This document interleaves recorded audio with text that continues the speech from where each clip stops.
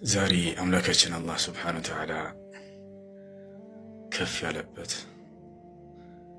እንዲሁም ደግሞ ኢስላም ከፍ ያለበት በርካቶች የኢስላምን መልካምነት የኢስላምን እውነተኝነት ያዩበት የተገነዘቡበት ቀን ስለሆነ አላህ ምስክሬ ነው። እንቅልፌ ራሱ ጠፋ።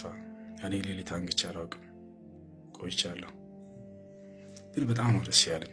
ለአላህ ምስጋና ይገባው፣ ለአላህ ምስጋና ይገባው፣ ለአላህ ምስጋና ይገባው። አምላካችን አላህ ሱብሓነሁ ወተዓላ ነገ የውመል ቂያማ ከነቢያቶች አድርገን። ነቢያቶች ጀምረውት የሄዱትን ነገር እናንተ ጨርሳችኋል፣ ኑ ከነቢያቶች ጋር ነው ወንዳቸው ከሚባሉት ያድርገን። ወማ ሰአሉኩም ዐለይሂ ሚን አጅር ኢን አጅሪየ ኢላ ዐላ ረቢል ዓለሚን። ነቢያቶች እኛ ከእናንተ ከሰዎች ምንም እንዳንጠይቃችሁ ክፍያም አንጠይቃችሁ እንዳችን እስከ ዓለማቱ ጌታ ከአላህ ነው ይሉ ነበር። ያሰላም ያሰላም፣ አላህ ከነሱ ያድርገን።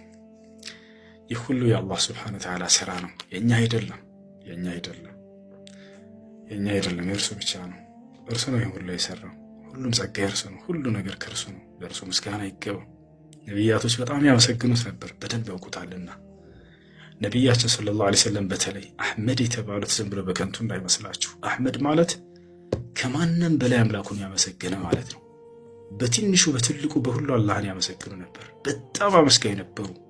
እናታችን አይሻ ስትገልጻቸው ካነ ነቢዩ ሰለላሁ ዐለይሂ ወሰለም የዝኩሩላህ ፊ ኩሊ አሕያኒሂ፣ ነቢ ሰለላሁ ዐለይሂ ወሰለም በሁሉም ሁኔታቸው ላይ ሆነው አላህን ያመሰግኑ ነበር። አምላካችን አላህ ወይ ምስጋና ለአንተ ይገባ። እውነት እንዲገለጽ ስላደረግ፣ ሐሰት እንዲወድቅ ስላደረግ፣ ለበርካቶች እውነት እንዲበራ ስላደረግ፣ የነቢያቶችህን መንገድ ስላሳያቸው ለአንተ ምስጋና ይገባ አምላካችን አላህ። አልሐምዱሊላህ አልሐምዱሊላህ። ከምንም ነገር በላይ ነው የተደሰትኩት። አላህ በምን መደሰት እንዳለብን በቁርአን ሲናገር ታውቃላችሁ?